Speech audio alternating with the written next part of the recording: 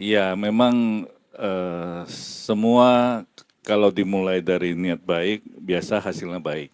Itu kira-kira. Ya, jadi kalau boleh tahu, boleh saya kasih tahu, sebenarnya Bambu Resto ini dulu bukit Domato yang sangat tinggi. Itu sambungan dari tol sana, ya toh?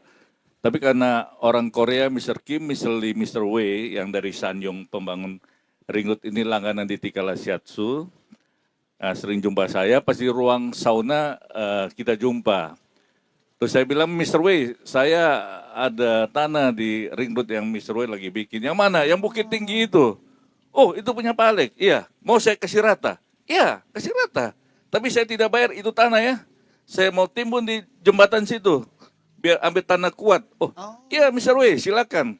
Nah, begitulah cerita ini dari bukit yang Domato, akhirnya setelah dipangkas, kita lapis dengan tanah subur, kita tanam terumbu besi dan pohon-pohon mulai dari sekecil gini, sekarang pohon terumbu besi, sengon dan lain-lain, kita lihat sudah sangat besar sekali. Jadi saya mengajak teman-teman,